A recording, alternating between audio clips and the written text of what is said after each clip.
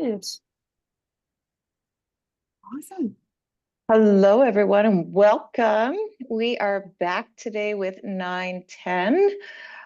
You are going to be in for a treat today with the next presentation from them. I'm going to start while we get everyone logging in and settling in. I'll start with today's land acknowledgement.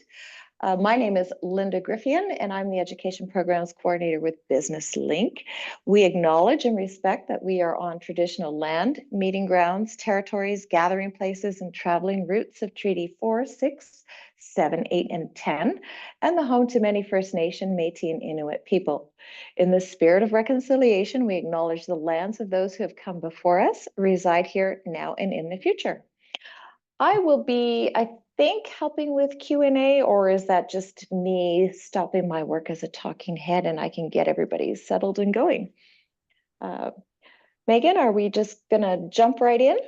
Yeah, I think we'll just jump right in. A couple quick notes here though before. There are two chat boxes. One says webinar chat and the other says Q&A. Throughout today, if you have any comments or insights or you want to participate in the conversation, just pop a note into the chat if you have a specific question that you'd like answered. If you use the Q&A, that'll be a little bit easier for us to keep track of all of those questions coming in. So as we get started, why don't you open up the chat and let us know who you are and where you're from, and then we can dive on in. Perfect. And I can take it from here, Megan, if you want to do the screen share. Throughout, as Megan mentioned, if you have specific questions related to the content, put that in the Q&A. We'll more likely see that.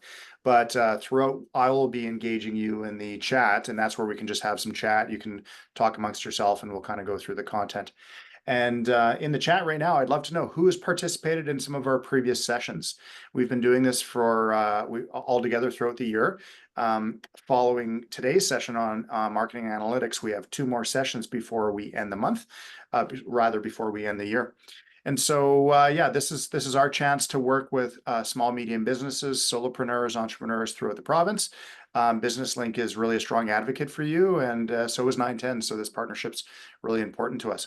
And Megan, go ahead and advance the next slide, and we'll just talk a little bit about our team. So we're a small and fierce team. As an agency, we are what you would call a full service agency, and I'll get into that in a moment. But we have a small, nimble team when we generally represent businesses throughout the province and into Western Canada as well. And just to talk a little bit about our mission and our sort of our vision, really what we're trying to do is we're trying to equip small, medium businesses with the skill set, the knowledge to ensure that they have a well-established brand, that they establish their presence online, and then they have the confidence to execute their digital marketing strategy. And so our vision is that all small, medium businesses in the province have the skills, the knowledge, the toolkit to be able to manage their digital online marketing process. And so with that, of course, there's lots of different elements that come to it. And so when you think about 910 as a full service agency, there's lots of different things that we do, and these are really ultimately aligned in a sequence. There's a proper order in doing this, and you can see at the top left is brand, and so this is really establishing who you are, who's your target audience, what are our products, our services, and when we develop a brand strategy, this very quickly blends into what many would call and think of as a marketing plan. And so that's really important. And once you have that plan in place, then you can start designing your collateral, your print cards, your business, your presentation folders, whatever you might need for sales and marketing collaterals. And then we help businesses to also establish their online presence with their website. Now, websites can be, brochure informational based, where it's just a good overview of the company, its product and services, but we can also take that step into e-commerce where you're actually selling online. And there's a lot of government supports for that as well, including one of a federal provincial program called the Canada Digital Adoption Program, which is actually administered through Business Link in the province as well. So we've helped a lot of clients with that. Gets really technical in search engine optimization and how all of these search engines work. And then our training academy. Our training academy is really what you're seeing today. Some of this content is pulled directly from our training academy, and it's helping businesses to learn the skills and build the confidence so they can manage their own digital marketing with their in-house team resources on top of the platform that we've helped them build with their brand and their website. So with that, today's topic is going to be marketing analytics. And Megan is our certified digital marketing professional. She leads our training academy. And if you spend any time in our training academy, and you'll hear about an offer we have for that towards the end of today's session, a chance for you to learn all of these skill sets so you can start to apply them for your business and start to move the needle in the right direction. And so how do you measure all of that? And that's really what we're going to talk about today in the marketing analytics. So with that, Megan, over to you. Thank you so much, Ryan. Yeah, so analytics, the scary big world of numbers and data and spreadsheets and charts and graphs. And if you are not a stats and math numbers person like myself, it can be really, really overwhelming and scary. And most people have more data, access to more data than what they even really know how to manage, right? So how do we pare it down into something that's a little bit more manageable? Because really what we're trying to accomplish when we look at analytics and marketing analytics in particular is how to make informed decisions for your marketing, for your business, and how to strategize moving forward. First thing to consider is that metrics don't exist on their own in a vacuum. It's a whole big world out there. And I like to say kind of in really anything, there is no capital T truth, right? Everything that we see is influenced by our own experiences, our perspectives, the context, things that are happening in the world around us. And that is the exact same story for analytics, right? The things that we see don't necessarily, they actually tell a very, very small part of the story. So a big part, well, everything that we're going to be looking at today is how data tells that story and what that story means, right? How do we interpret it? The art of numbers is what I like to say. So there's a few key things when we are telling a story. The things that we need to know first is to be able to actually understand the language, right? If you are somebody who is English as a second language speaker, you might know very, very well how many little idioms and things that don't really make sense when we say them outright. You know, if we say something like it's raining cats and dogs, it makes sense to think that why would we be having cats and dogs raining from the sky? That doesn't make sense. But in the context and understanding the language, we understand that it just means that it's pouring, right? So that's the first thing that we have to do is actually understand what we're reading. So just a few key pieces of language, and this is not an exhaustive list of all of the pieces of information that you'd be looking at in any sort of dashboard, but this is just some language that's really important for you to know moving forward. So first things first is KPI, key performance indicator. This is, I'm sure, a term that you've heard before, but it doesn't mean one particular metric or another, and it can be applied to really anything that you're trying to measure: organizational success, and employee metrics, objectives in a campaign or a meeting. And really it's just any quantifiable measure that you're using to evaluate, right? So it could be any number that points towards whether or not you're successful in your goal. Click-through rate is a very, very common term, and it's the percentage of people who click on your ad. Most commonly is what we are reading, right? But it can also be looking at if somebody's landing on a blog page, the click-through rate is how many people follow the link on that page, or how many people click on your social media post to go to whatever the call to action is, right? That is considered your click-through rate, and it's measured in a percentage. Your ROI, return on investment, that's simply just a ratio of revenue and spend. So whether that be your entire organization ROI, what you spent during the year versus what you made, or it can be as focused as what your ROI on a particular campaign is. And measuring that depends on what your end goal is, which we'll talk about next as well. Your cost per lead is just the dollar value of every lead acquired through the campaign. So how much money you spent to put that person through the customer journey, through the marketing funnel. Then we have our cost per click, which is very similar, right? You know, you have the total cost of your campaign and the total number of click-throughs, right? So you're running an ad campaign and you have 50 people click.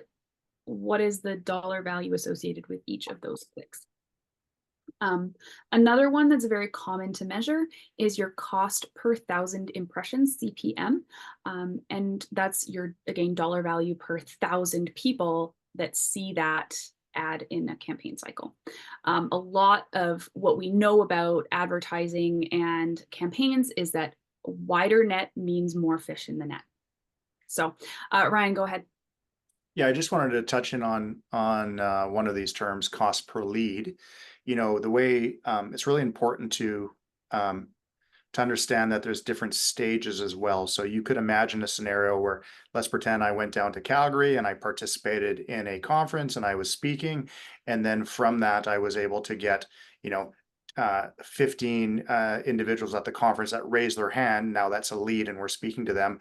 It might be that of those 15, only a smaller, you know, only percentage of those actually went through and got an estimate. And then only, you know, 1 or 2 of those ended up quote unquote closing for business as well. So that's really something that I think is lost on people when they're first getting new to analytics, is that many of these measurements are for one stage. And what you're ultimately considering about is you can have a bunch of leads, but if they don't turn into conversions or closed sales, then it doesn't really move the needle for you as well. But nonetheless, it is really important to measure the amount of leads, because you want many qualified leads, because you know not all of them are going to close. So I just wanted to sort of point out that many of these are in stages of that funnel that you were talking about there, Megan. Yeah, and thank you for bringing that up. We don't have a lot of time to dive into the marketing funnel itself today, but if you go back to the Business Link YouTube page and look at the email or the email marketing webinar, there is a portion of that that talks exactly about that funnel that we're talking about here. And if we're looking at how to measure each part of that, each stage of the customer journey, you know, we can look at the number of clicks, right? That's our awareness. And then we can look at the number of opt-ins. That's our leads, how many people actually chose to move on to the next phase of that customer journey, whatever it is. And then we start to dive down deep into the actual conversions, right? How many people followed through and completed the end goal of your campaign. So that's a really great point to bring up there, Ryan. Impressions and reach. This means different things based on the platform that you are looking at your impressions and reach on. Very often, especially on social media, when we see impressions and reach, it's a really, really high number. And a lot of people consider it actually just a vanity metric because it is generally so inflated, and it doesn't necessarily have an impact on how many people actually complete the goal, or, you know, go through, follow your profiles, or click the link to go to your website, those kinds of things. Really what it is showing how your audience pool is widening and growing, and of course reaching more people that are actually going to follow through. So your impressions and reach are always going to be a relatively high number, and that's why a lot of marketers will call it a vanity metric. But it is really important to establishing where you are in the market and how far you actually have influence, which is really important. I wanted to jump in on that term you just put in there, Megan. I was also thinking about this, what is sometimes called vanity metric. And sort of it's this idea that it's this metric, this thing that people are measuring, that tends to get a lot of people talking about it. It seems to be important, but it's more you know, it's altogether not that relevant or important. So the most common one is, if you have a Facebook page, how many people have quote unquote liked your page? You may have 1,000 people that have liked your page. That certainly does not mean that when you post something, 1,000 people are going to see it. So although that is one metric that's important, and you can gain a lot of insights on whether that number is increasing or decreasing, but you would want to know on a regular basis when you post what proportion of that audience actually sees your content. And then more importantly, do they take an action? Do they click on the link? Do they sign up for the form? Do they register for your webinar, etc.? So that's a good example of a vanity metric, where we have a lot of clients say, I have X amount of people that have liked our page, but it doesn't seem to be doing anything. And that's exactly the point. It's in this case, the wrong metric. It's not really moving the needle for you. So back to you, Megan. Thank you. Yeah. That is a really great summary recap of why it's important to look at, especially for establishing a baseline, but it's not going to, like you say, move the needle on a lot of things. So conversion rate is, again, like your percentage of the leads that come through the pipeline and actually complete your goal. A lot of people associate conversion with straight dollar number, right? How many people complete the sale? That's the conversion, but that's not always necessarily very often that is what the goal is, but that's not always what the actual conversion goal is. So, and we see this a lot with not-for-profits, for example. Your conversion is really just the ultimate goal of what you're trying to get your audience to do. So it could be you're running a campaign to increase your event registrations for a particular event or nominations for an awards show or whatever it is, right? Your conversion doesn't necessarily always have to be $1, but it is related to a specific goal that you have yourself as the organization. So that's one thing that I just want to clarify, because that often leads to a bit of confusion, but your conversion rate is the percentage of your leads that come through your pipeline and actually complete that final goal. And Megan, I just posted a question in the chat. I'm curious of these metrics, this terminology, is some of it familiar? Are some of these new? Do any of you have a metric that you've heard of that's not on this list? And this is certainly not an exhaustive list. It's really a paring down, a simplification of the most important metrics. And that's one of the things we try to do, because analytics can be so overwhelming, especially if it's new to you as well. So I'm curious what everyone's thoughts are. Feel free to put that in the chat or ask a specific question in the Q&A. Yeah, absolutely.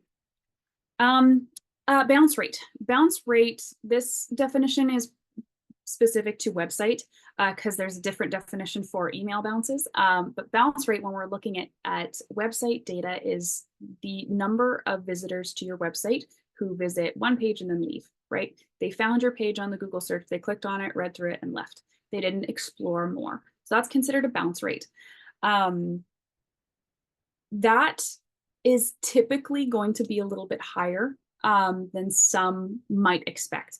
And the part to consider with bounce rate is what the purpose of the page is as well. If it's meant to get people deeper and further within your ecosystem and you have a really high bounce rate, that causes a problem. But if it's designed to get somebody to go somewhere else, for example, going to an event registration page, then your bounce rate would make sense why it's significantly higher.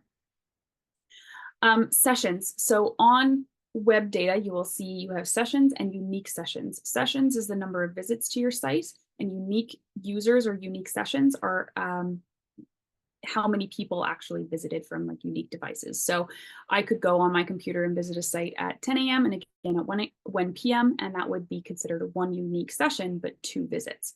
So that's how those are different. Then we have our search data terminology. So when we're looking at, and this is really important when we're looking at our SEO and determining if our SEO is working well, looking at how many visits we get from different sources to our website. So organic is when somebody finds your website just on the search engine results page, they've done their little Google search and they click on your site. Paid is coming to your website from a paid ad. Referral is what we also sometimes call backlinks. So if you're linked to, or your website is linked on another page. So for example, 910's website is linked when we do a guest blog for Business Link. So that traffic would be considered a referral source. Direct is when somebody types your URL directly into their browser search bar and they completely skip the search engine results page. And then social is referral traffic, but it comes from social media sources. So it has its own unique category: Facebook, Twitter, or I guess X, Instagram, LinkedIn, all of those other sources. And then email data is a little bit unique as well. These are kind of the fundamentals that we look at with email data. Open rate, pretty obvious how many people opened your email that you sent out. Click rate, how many people clicked the link in your email. And then bounce rate is how many times that email was sent but didn't land in the inbox, right? So if somebody misspelled their email, for example, it would just bounce back. So those are some key pieces of language that we need to know, okay? So we're speaking the words, we understand the terminology. Now we need to actually understand which ones are important for us. And that comes down to a few different things. First of all, we have to understand where we want to go. What are our ultimate goals? And that comes from our brand. So you heard Ryan talk a little bit about brand at the very beginning there, and this is where we really start to establish the fundamentals of who we are and where we want to go as a business, as a brand. Typically, when we think about brand, a lot of it that we think of in our mind's eye comes from our brand expression, right? How we talk to people, the voice that we use, the visual identity that we have when we're talking to people online as the brand, right? The colors, the logo, our name, all of that. But all of this comes before that, right? All of this stuff is also integral to understanding who you are as a brand and deciding where you want to go. So those goals that we're establishing, right? Who we are fundamentally, what legacy we want to leave, who we're speaking to, who our audience is, and what our place is in the market, you know, who our competition is, what our offers are, differentiators, those kinds of things. Those are all part fundamentally of our brand. So this is where our goals come from, right? And each goal that you have, every different place that you want to go is going to lead to you telling a different story, a different way to get there. Meaning you also have to understand that the numbers that you use to determine whether or not you're reaching that are going to be different, right? So if we look at the story you tell is based on the outcome you want to have. Yeah, Ryan, go ahead. If you want to go back, I want to just a spoiler alert a little bit. We don't typically do this, Megan, but I just wanted to use it as an example. So in the brand strategy for 910, I'm thinking about 910's brand strategy. One of the things we identify is our various products and services. We do branding, we do website, we do design, we do print, we have our training academy. Then we establish our promotional initiatives. And so one of them is we're in partnership with BusinessLink. And here we are presenting a free webinar. And so there's a cost for us to do that. And so we're measuring that cost.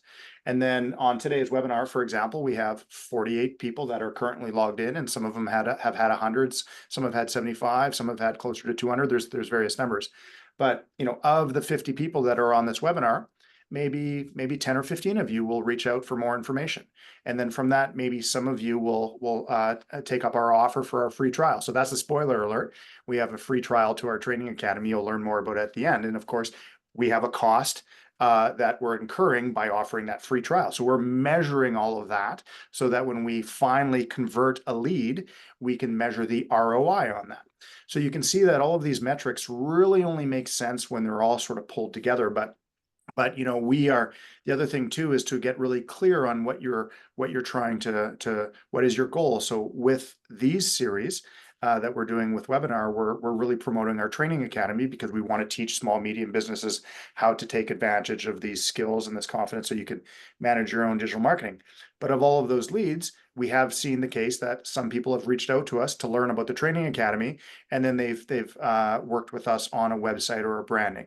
So to the extent that we're measuring all of that, I can then quantify the ROI, the results that we're getting from this type of partnership or promotion we're doing with BusinessLink. And I like to talk about that transparently because, you know, that's obviously what an agency is doing when they're doing free webinars and trials and things like this. They're trying to make their services available and raise awareness to a large segment of their target audience. And then they really need to measure the results on that. And you really are blind to do that if you're not tracking these specific analytics. So Megan, anyways, I just wanted to give that specific example and show a little bit how the sausage is made in terms of some of the things we're doing right, you know, with this webinar included. Yeah. And one thing that you really highlighted there as well is where all of these metrics that we're looking at in terms of the project that we're doing, this partnership, and how that actually comes back to fundamentally who we are and our mission and vision that Ryan talked about at the very, very beginning, right? All of that leads one into the other, and it should always be that pathway to where you're going, right? So the story that you tell, the process that you go on, the metrics that you use are going to be based on the outcome that you want to have. They're not going to be, all stories are not created equal, right? We have a racetrack that has a very different outcome, a very different goal than a lovely drive through a forest trail, right? very different outcomes, and you're going to measure how you get there very differently, right? Our one side is very time-based, the other side is maybe, experience-based. And so the numbers that we need are different for each of those to determine the success. So with that comes context, right? You remember I said at the beginning that there is no such thing as capital T truth. Everything has influence on everything else, right? Our own personal experiences, our own personal perspectives, but also what's happening in the world around us, right? So the numbers that you see are one thing, right? But they could be influenced by current events, by social campaigns that you're running, by changes to your website. Maybe you changed some of your search terms, right? Or maybe there's something happening, a trend that's happening on social media that influences what's happening. And just a little story about this. A couple days ago, I was teaching a class on SEO, and I was doing a little bit of keyword research to prep for this, and we were looking at Google Trends. And one of the trending keywords on September 17th was April 22nd. And I was so confused because why the heck is April 22nd a trending search term in the middle of September? So I Googled April 22nd and Earth Day, and there was a few things that were coming up as, famous celebrities that have birthdays on April 22nd, but nothing stood out to me as why it has suddenly jumped as a search term. Didn't really think too much of it, went on my lunch break and I was doing the New York Times mini crossword puzzle. And one of the clues was it's celebrated on April 22nd. So all of these websites that are talking about Earth Day or talking about things that are happening on April 22nd see a huge spike in their numbers and has absolutely nothing to do with them. Nothing that they have done, something completely external, has influenced their numbers, right? So this is where we start getting into kind of some of that fun baseline versus comparative analytics, where we know what our homeostasis is. We know what we kind of average out to be. And if we see a massive spike, well, what does that mean, right? Because that's an outlier that stands out to us as different, as abnormal. And so we start then investigating, right? I looked and I saw that April 22nd had a massive search increase. I did a little bit of research and found out that there is actually a reason. If we just looked at those numbers, we'd say, well, I guess people were just really excited about Earth Day on September 17th.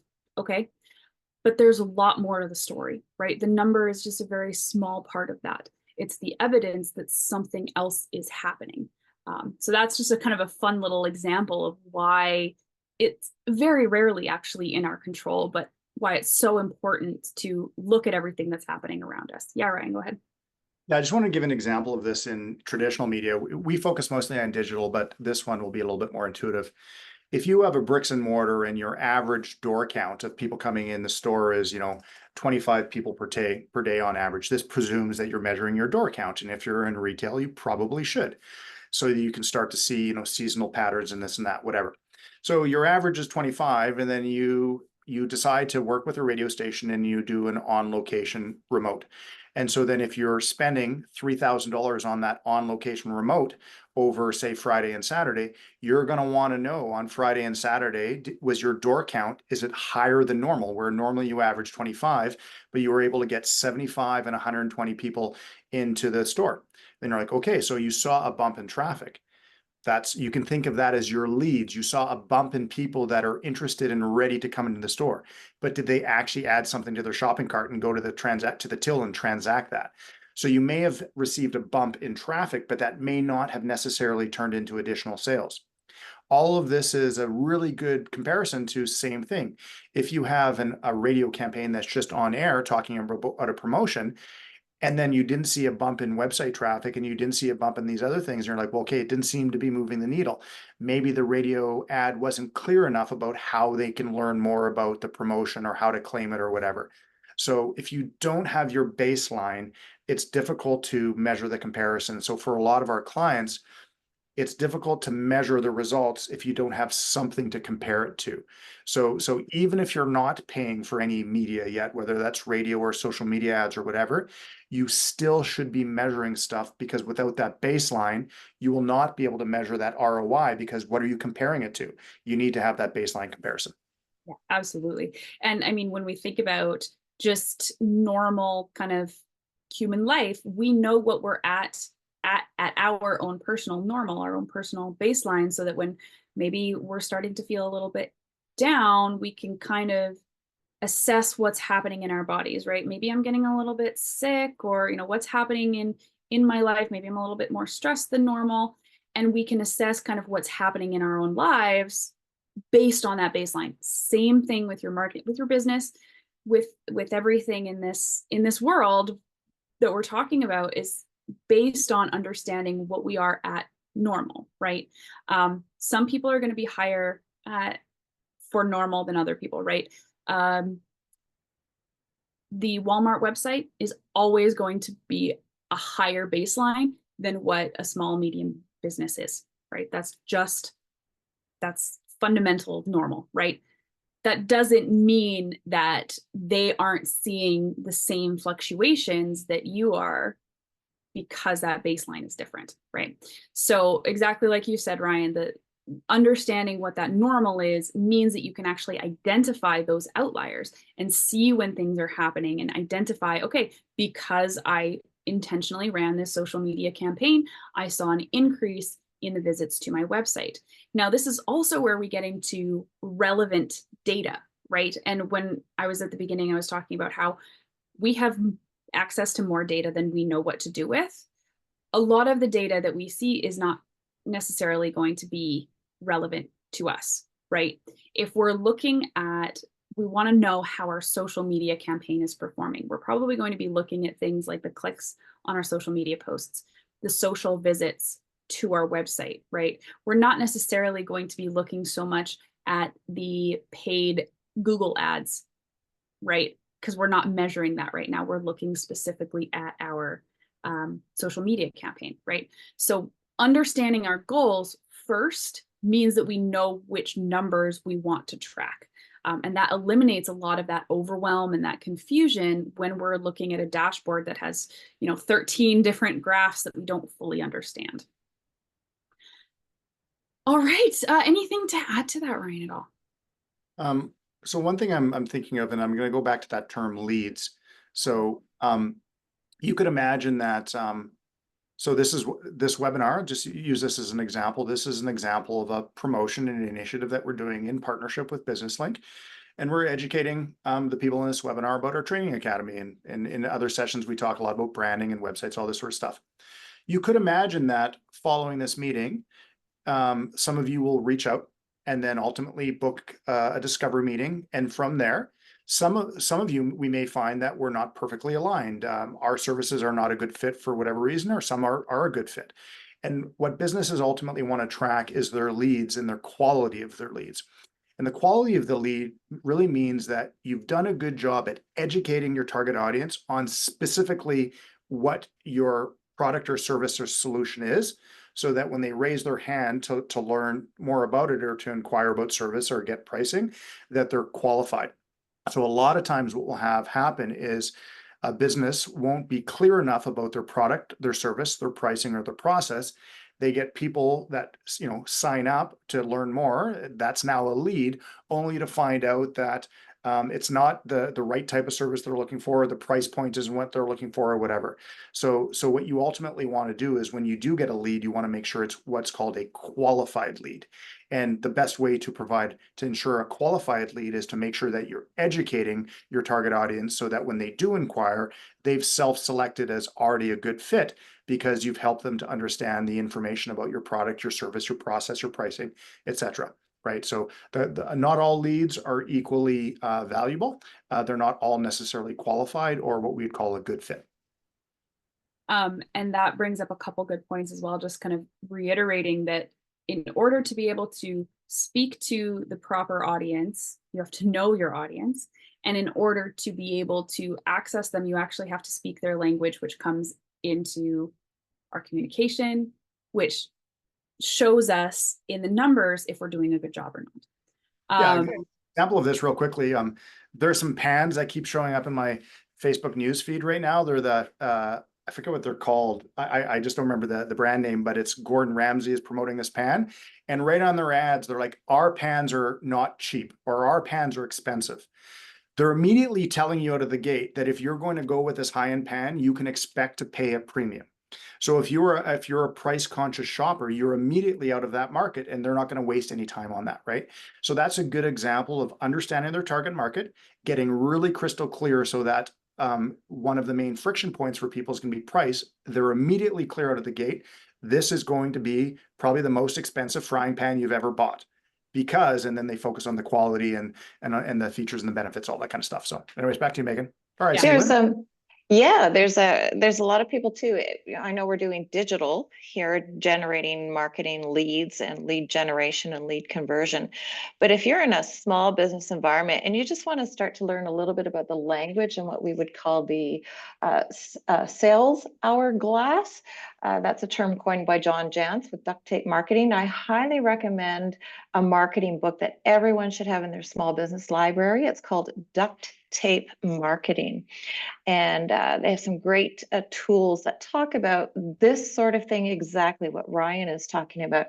How do you sort of determine who your leads are, what your ideal client looks like, and all of that sort of thing. And that helps you target your messaging to what could potentially be your ideal client. So I'll just pop that into chat. And sorry to butt in. No, Linda, that's welcome. And when I started my first company, Go Social, which was a social media consultancy that ultimately merged with 910, that's where a lot of our focus remains on social media. The first book I read when I was an entrepreneur was Duct Tape Marketing, and I took some online courses for it as well. So really great information in there. And you'll find as a small business, there's so much to learn and you want to point yourself in the direction of the right resources. So Linda, really kudos to the Business Link team. You guys do a really great job of bringing those resources forward. Yeah. One thing I do want to comment on as well here is very often with small and medium businesses, what I hear in training is, well, I can't really afford to say no to anyone. I want to be marketing to everybody. I don't have a particular audience type because I want to market to everybody. But what I will often say is if you're marketing to everyone, you're actually marketing to no one because your message is not clear enough to get qualified leads through the door. So that's just a really important commentary on that as well. So really, really excellent side piece there. Now, when we're looking at our context, we then start to be able to actually interpret the story. What does the blue curtain in this particular scene in the movie actually mean? We put on our little English lit hats. But interpreting the story is looking fundamentally at the numbers, at the context, examining your goal and what you're trying to accomplish, and actually seeing what does it mean? What can I do with that and actually turn it into something? Because the numbers themselves, they don't do anything really for you. It's understanding what they mean and making a decision based on those, right? Our data-driven decisions, our triple D rule from the very beginning. That's what we're trying to glean from all of these numbers. So if we look at email marketing for a moment here, we send out a massive email campaign and we have a really, really high open rate. But then the click rate that we see from that email campaign is significantly lower. Then we start to have some questions. What does that mean? What do you think that means? Megan, to interrupt you. Can you just give a little bit more context on what the open rate means versus what the click rate means once they've opened the email? Yeah, so in email marketing, open rate is the email that you send out lands in somebody's inbox and they click it to open it, right? They read through the information. The click rate is when there's a link or a call to action, they hit a button or something like that in the email itself. So that's the difference between those two things, okay? So what would this mean? Ryan, what do you think that this scenario would indicate to you? Yeah, so this is the example where we've added 1,000 people to our email list and we've sent it out to 1,000 people. Only 700 of those were opened. So we had immediately you send out 1,000 and only 70% open rate. But then of those 70% that opened, only 10% of those people then clicked on the call to action, which talked about a promotion or whatever. When they clicked on that, they were then probably directed to our website. And so you can see that that's what a funnel is. You reach out to 1,000, 700 open it, only maybe a smaller number click on it, and then now they're on their website. But on the website, then if this was a product with e-commerce, what you would expect, it's a diminishing number of people that take all of the steps to ultimately book the meeting, sign up for your webinar, add the thing to the product to the shopping cart, and click on it. So really what I think this is doing for me is showing that there's multiple steps, and you're generally usually seeing a decrease in conversions as you go down. And then we're like, what are all the things you could do to ultimately increase your click rate so that of the people that open it, a higher percentage of them are compelled to click on it because you have a really enticing, attractive, unique offer that's caught their attention. Yeah. So that is what I was getting at there exactly, with what can we do with this information to change and adjust and adapt, right? So if, like you said, our open rate is 70%, but our click rate is only like 10%, what does that mean about that information that we could actually do something about, right? We know that there's going to be some decrease along the way, but what could we maybe change? What this is saying to me here is that the open rate is really high, meaning my subject line, my headline is probably good. What I need to look at is the content in the actual email itself. What is the value that somebody is getting if they click on that button, right? Is it high enough, or maybe I'm not being clear enough with what it actually is? If these were reversed, so we have a significantly lower open rate, but a really high click rate, that would probably indicate that my value is good. The offer that I have is good. It is what people want, but I'm not selling it well enough in my headline, in my subject line. I'm not bringing people's attention to it. So this is where we start to kind of see a little bit of that change in, we're looking at all the context, we're looking at all the numbers, and then we're starting to build the story around that. Yeah, Ryan, go ahead.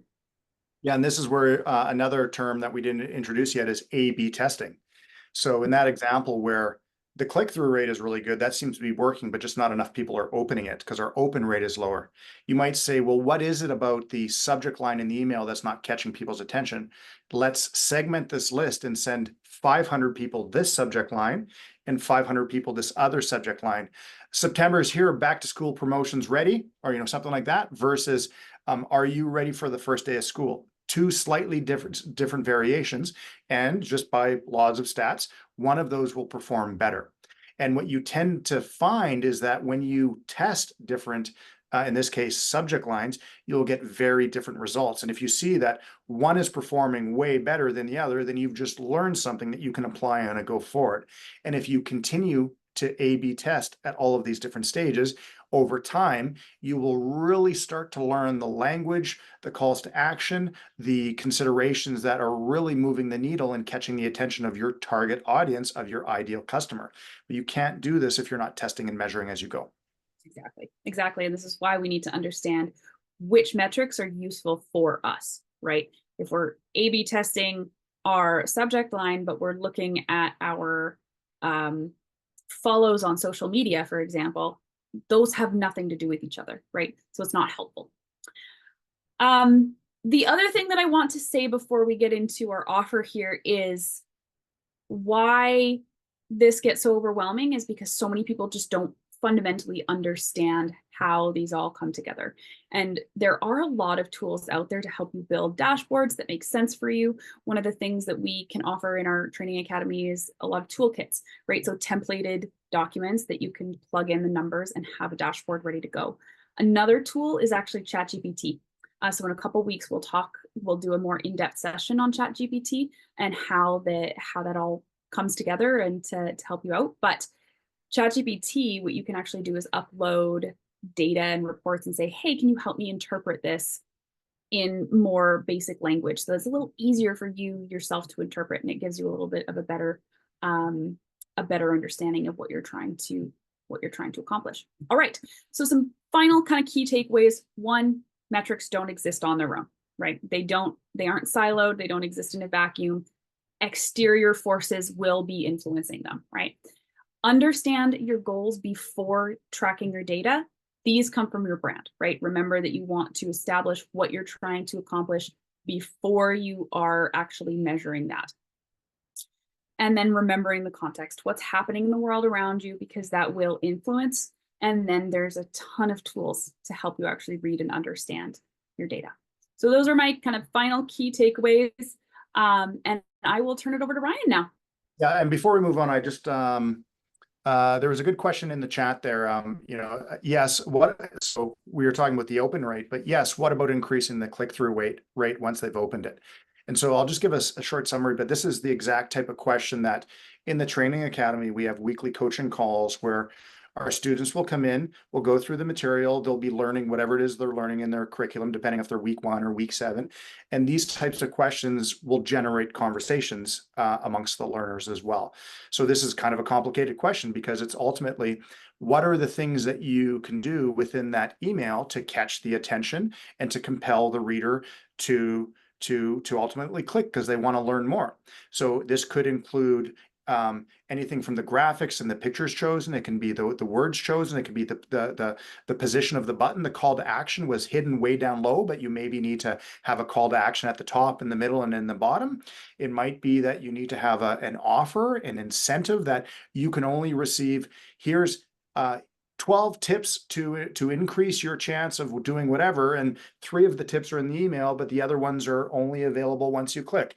So this is where you really need to understand your product, your service, your target audience. What are the motivators? If you're competing on price, are you really talking about your warranty or your quality of service or whatever? So this is going to be a variable answer, and you're going to get it wrong unless you've done that brand strategy and really understand all of the considerations. So anyways, I just wanted to flag that this is exactly the type of discussions that we cover within the Training Academy. Absolutely. Okay, back to you, Megan.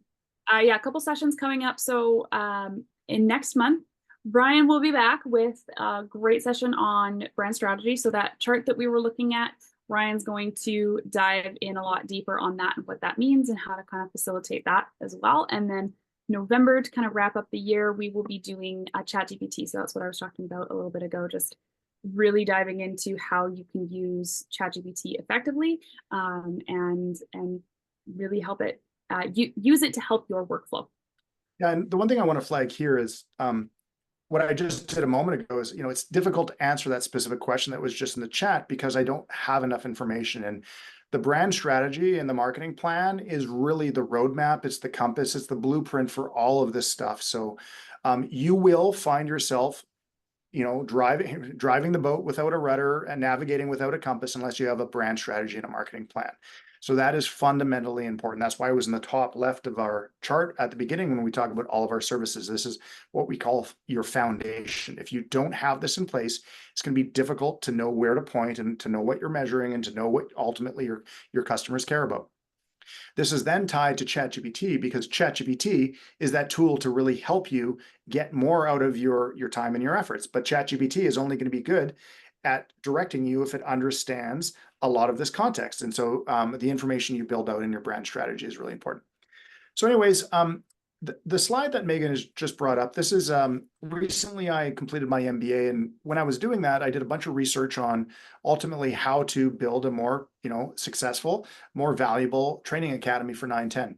And one of the bit of research that I discovered was what are called value drivers in learning. So for adult learners, that are developing new skills, new knowledge, they're going through curriculum, where ultimately does the value come from when they're learning? And so 10% of that is going to come from what we call the formal learning. It's the curriculum, it's the readings, it's the books. So if you go through our training academy, ultimately you'll become certified. And that certification will be a legitimate certification that says you've gone through the body of work and you've read all of the stuff and you've gone through the curriculum. You've gone through the corpus of knowledge that this certification says you should. But where most people will have the actual value derived from that will be 20% of that comes from the social learning. So if you're in a learning environment with other students, other peers, and you're answering questions or asking questions, and you're paying attention to the questions asked by the other students, and you're dialoguing about that, that social learning makes a big impact. And much of the insights and the stickiness of the content will come through that social engagement. And then the 70% where it really moves the needle. Earlier, I think someone in the comments said, I learned some of this through a recent course they took, but they haven't put it to practice yet. They haven't sort of applied it yet.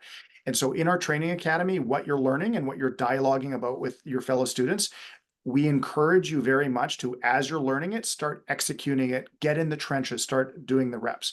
And so throughout this training academy, we support you about that. So if you're this week learning about email marketing, we'll have you start to execute and to do the email marketing activities, because when you do that, you'll have questions, you'll have stumbling blocks, there'll be friction points, and then you can bring those back to the training academy, have dialogue about them. And so that 70%, what we're really saying is 90% of the value you're going to get from this type of education is by learning together with peers and jumping in the trenches and practicing what you're learning. And so we prioritize that in our training academy big time. So back to you, Megan. I just wanted to give that overview. Yeah, absolutely. So really what this outlines is kind of the steps to how it really integrates into your brain and your understanding.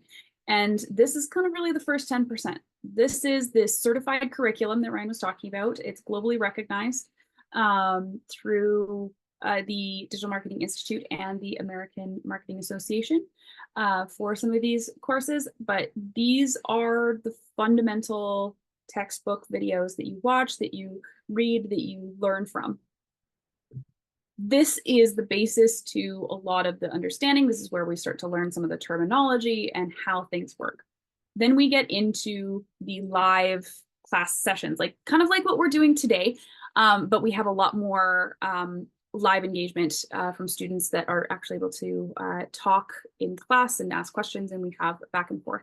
These are regular weekly sessions that we have, and this is where we get into the crux of how we actually apply it to real life and start practicing that.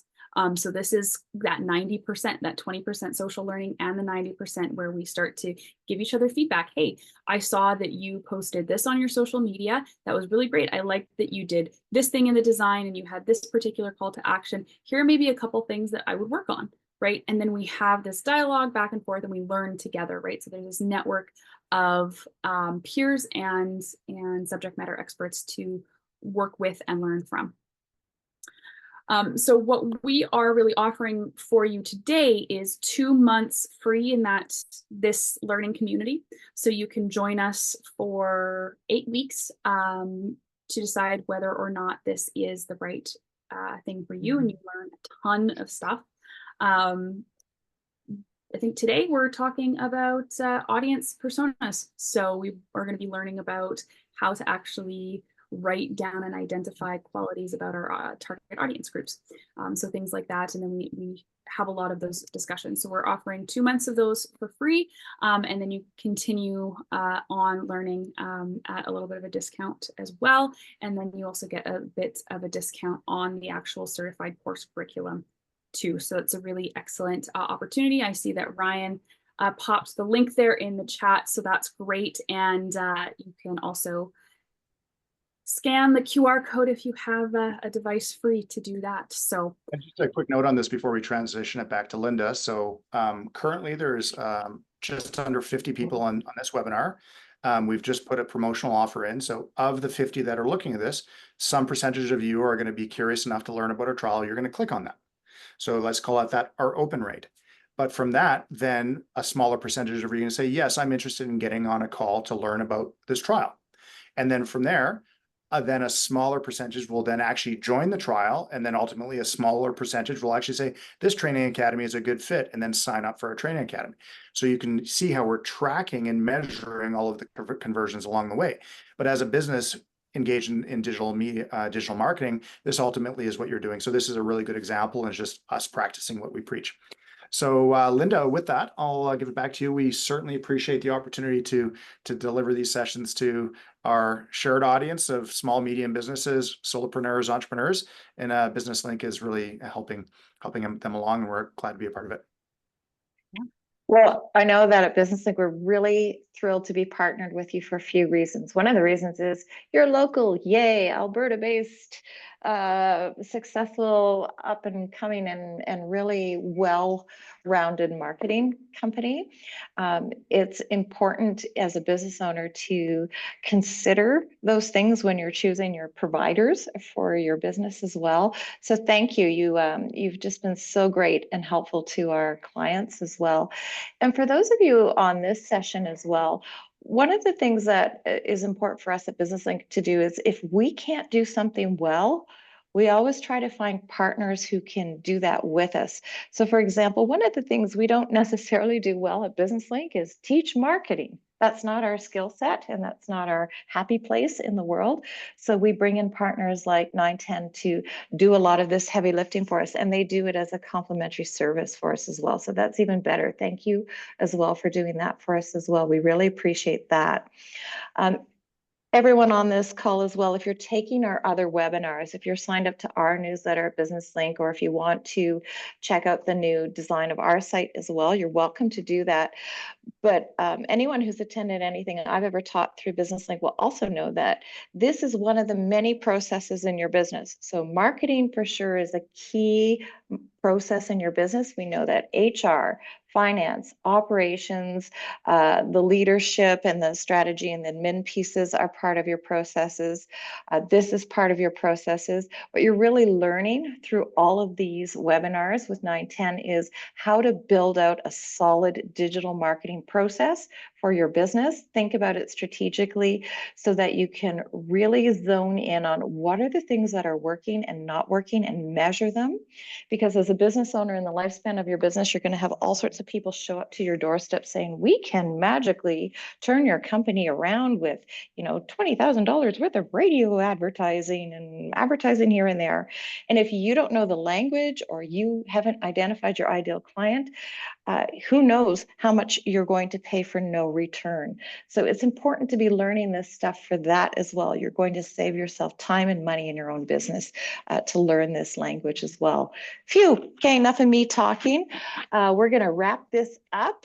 It is almost noon. Thank you everyone for attending. I'll throw it over to Julian to hit the stop record button because everyone is welcome to go. And I really appreciate you staying on and doing this for us. Thank you, Megan and Ryan. We really appreciate it. Sounds good. And I see there's